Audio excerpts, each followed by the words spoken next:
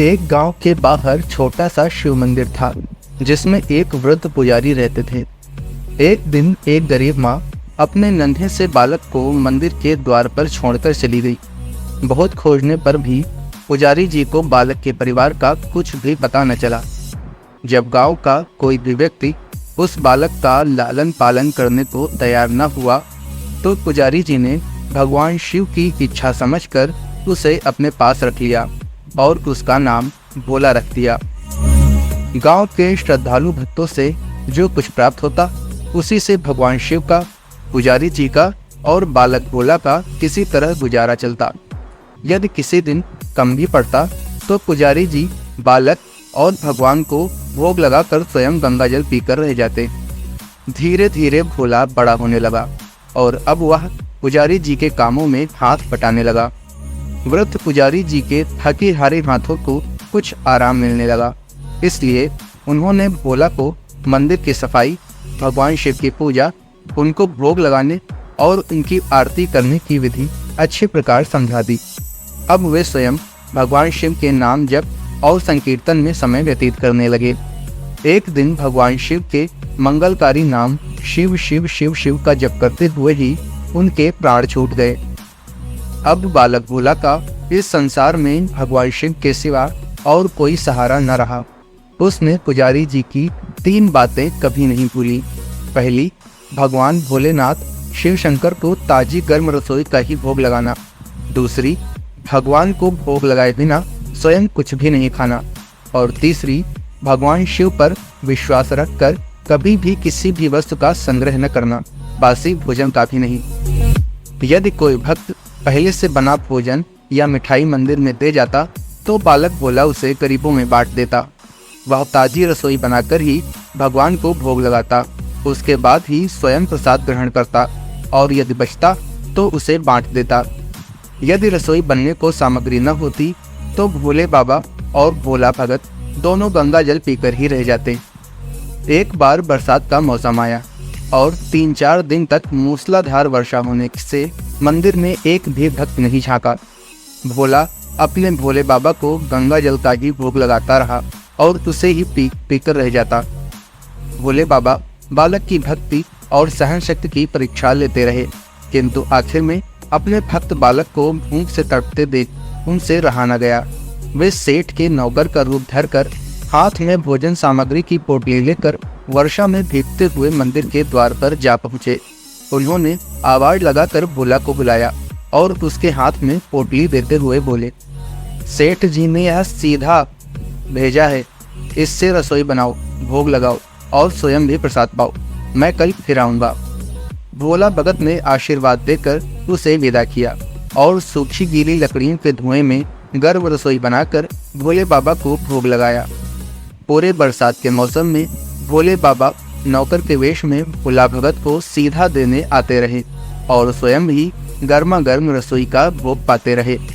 एक दिन भोला भगत ने सोचा कि सेठ जी को सीधा भेजते हुए 4 महीने हो चले हैं, किंतु वे स्वयं कभी मंदिर में भोले बाबा का प्रसाद ग्रहण करने नहीं आए। अगले दिन जब भोले बाबा नौकर के वेश में सीधे की पोटली देने आए तो भोला भगत जी से बोला, भाई, तुम्हारे इतने धर्मात्मा सेठ जी कभी स्वयं मंदिर में प्रसाद लेने नहीं आए। इस कारण मेरा हृदय अत्यंत दुखी हो रहा है। अपने सेठ जी से कहना कि कल वे भी मंदिर में प्रसाद ग्रहण करने अवश्य पधारे। सुनकर नौकर बने भोले बाबा चौंक कर घबरा उठे और बोले, पुजारी जी, सेठ जी मेरे द्वारा आपको सीधा भेजते हैं। आप इससे भगवान को भी भोग लगा लेते हैं और स्वयं भी प्रसाद पाते हैं। फिर सेठ जी को बीच में बुलाने की क्या जरूरत है? जैसा चल रहा है वैसा ही चलने दीजिए ना। भोला बोला, ऐसे कैसे चलने दूं? आपके धर्मात्मा सेठ जी इतने दिनों से सीधा भेज रहे हैं, क्या मैं उन्हें भगवान का प्रसाद देने का अपना कर्तव्य भी पूरा ना करूं? मैं किसी का उधार खाने वाला नहीं हूं। अपने सेठ जी से कह देना कि यदि कल भोले बाबा का प्रसाद ग्रहण करने न पधारे तो मैं उनका सीधा लेना बंद कर दूंगा। नौकर बने भोले बाबा तो अपने भोले भगत की अकड़ देखकर कांप उठे और यह सोचकर मन ही मन हंसे कि वाह, आज तो लेने वाला ही देने वाले पर धौंस दिखा रहा है। लेकिन सरल हृदय के मनोभाव पर विच कर वे बोले, ठीक है पुजारी जी, कल सेठ जी मंदिर में प्रसाद ग्रहण करने जरूर पधारेंगे। दूसरे दिन बड़े सवेरे ही भोले बाबा नौकर के वेश में दूध और बहुत सारी भोजन सामग्री लेकर मंदिर पहुंच गए। भोला चौंकते हुए बोला, भाई आज इतना सारा सीधा किस लिए ले आए? नौकर बने भोले बाबा बोले, पुजारी जी भूल गए क्या, आज आपने सेठ जी को प्रसाद के लिए बुलाया है, इसलिए आप छक्कर रसोई बनाइए और भोले बाबा को भोग लगाइए। हाँ, यह तो बता दीजिए कि सेठ जी किस समय पधारे। भोला ने प्रसन्न होकर उन्हें सेठ जी के आने का समय बता दिया। अब भोला भगत की इच्छा पूर्ण करने के लिए भोले बाबा कैलाश पर सेठ का रूप धारण करने लगे। इधर अपने स्वामी को एक प्यारे भक्त के यहाँ जीवने जाने का समाचार सुनकर ममतामयी अन्नपूर्णा माँ पार्वती भी भला कैसे पीछे रहती। वे भी पति की आज्ञा लेकर सेठानी का रूप धारण करने में जुट गईं। भोले बाबा ने अपने गले से मुंडों की माला उतार दी, शरीर पर लगी भस्म, कमर पर पहना हुआ बाघांबर और बाहों और कानों में पहने सांपों के हार भी उतार कर रख दिए। उन्होंने एक मखमल का सुंदर कुर्ता धारण किया, अपनी जटाएं सीधी कर गंगा और चंद्रमा को उसमें छिपा लिया और ऊपर से एक सुंदर रंग बिरंगी पगड़ी पहन ली। सदैव नंगे पैर विचरण करने वाले शिव जी ने आज अपने पैरों में रेशमी जूतियां धारण कर ली। हाथ का त्रिशूल और डमरू भोले बाबा ने नंदी के हाथ में थमा दिया और अपने हाथ में एक सुंदर छड़ी लेकर पार्वती जी के तैयार होने की प्रतीक्षा करते हुए कैलाश पर चहलकदमी करने लगे। इधर पार्वती जी घंटों से मेकअप करने में जुटी हुई थीं। उन्होंने आज अपने पतिदेव के नगर में बनी सुंदर बनारसी साड़ी निकाल कर पहनी, जिसका रंग सेठ बने शिव जी के कुर्ते से मैच कर रहा था। उन्होंने सोने चांदी हीरे के जगमगाते हुए आभूषण धारण कर लिए, पैरों से सुंदर सैंडल पहन ली, बगल में सुंदर सा पर्स दबा लिया और भोले बाबा के बार बार आवाज लगाने के बाद श्रृंगार कक्ष से बाहर निकल कर आई। जब पार्वती जी और शिव जी ने एक दूसरे को सेठ सेठानी के वेश में देखा तो वे चकित होकर एक दूसरे को निहारते ही रह गए। दोनों एक दूसरे को देख देख कर निहाल हुए जा रहे थे। इससे पहले उन्होंने कभी एक दूसरे का ऐसा सुंदर रूप नहीं देखा था। जब भगवान गौरी शंकर सेठानी सेठ का रूप धरकर कैलाश से अपने भक्त के यहाँ दावत उड़ाने चले तो गणेश, कार्तिकेय, नंदी, ऋषि मुनि, देवता, देवांगनाएं भी उन्हें देखकर ठगे से रह गए। सेठ बने शिव जी अपने हाथ में ली हुई छड़ी को अदा से घुमाते हुए पृथ्वी पर टेकते हुए चल रहे थे और उनके पीछे पीछे बगल में पर्स दबाए अपने सैंडल से टक टक और पायलों से छन छन की मधुर ध्वनि करती हुई माँ पार्वती सेठानी बनी हुई चल रही थी। इधर भोला भगत आज सुबह से ही सेठ जी के स्वागत में भांति भांति के पकवान बनाने में जुटा हुआ था। अपने भोले बाबा का भोग तो वह चलते फिरते बना लेता था, किंतु आज उसे कई महीने से भगवान को भोग लगाने के लिए सीधा भेजने वाले सेठ जी का भगवत प्रसाद देना था। अतः आज उसने अपनी सारी पाक कला को झोंक डाली थी। उसने सेठ जी द्वारा भेजे हुए चावल धोकर खीर बनाई, उसे धीमी आंच पर पकाकर गाढ़ा किया और उसमें सेठ जी के द्वारा भेजे हुए पिस्ते, बादाम, केसर, चिलगोजे, किशमिश डाले। मिर्च और अदरक को कूटकर उसे बाजरा, बेसन और गेहूं के आटे में भर भर कर मोटे मोटे मिस्से टिक्कड़ बनाए। रसोई बनाकर भोला भगत पुनः स्नान करने चला गया ताकि स्वच्छ वस्त्र पहनकर भोले बाबा को भोग लगा सके और सेठ जी को उनका प्रसाद पवा सके। जब भोला भगत स्नान करके लौटा तो देखा सेठ जी प्रसाद ग्रहण करने के लिए स्वयं तो आए ही हैं, संग में अपनी सेठानी जी को भी लाए हैं। भोला ने झट दोनों से राम राम की, उन्हें आसन देकर बैठाया और बोला, मैं अभी भगवान को भोग लगा कर आता हूँ, फिर आपको प्रसाद परोसूंगा। भावना के भूखे भोलेनाथ से भूख सहन नहीं हो पा रही थी, इसलिए वे बोले, पुजारी जी भगवान को जल्दी से भोग लगाइए, मुझसे भूख सहन नहीं होती। भोला भगत बोला, सेठ जी भूख तो मुझे भी बड़े जोर से लग रही है, किंतु मैं अपनी भूख के कारण भगवान का भोग लगाना नहीं भूलता। यदि दुनिया के सारे लोग इसी तरह अपनी भूख के लिए भगवान को भोग लगाना भूल जाएं, तो भगवान तो भूखों से मर जाएं। सेठ जी बने भोले बाबा एक पत्तल उठाते हुए बोले, पुजारी जी आप भोग लगाइए, इधर मैं पत्तल परोस लेता हूँ, मुझसे भूख सहन नहीं हो पा रही है। भोला भगत सेठ जी बने भोले बाबा को डांटते हुए बोला, सेठ जी भगवान के काम में तो जल्दबाजी नहीं चलती और ना ही कंजूसी। मैं जब तक भगवान को भोग नहीं लगा लेता आप रसोई के पास भी नहीं फटक सकते। चुपचाप इधर बैठ जाइए और ओम नमः शिवाय जपते रहिए। मैं अभी आता हूँ और आपको भरपेट भोजन कराता हूँ। सेठ बने शिव जी डांट खाकर चुपचाप अपने आसन पर जा बैठे। सेठानी बनी पार्वती उनकी यह दशा देख बड़ी मुश्किल से अपनी हंसी रोक पाई।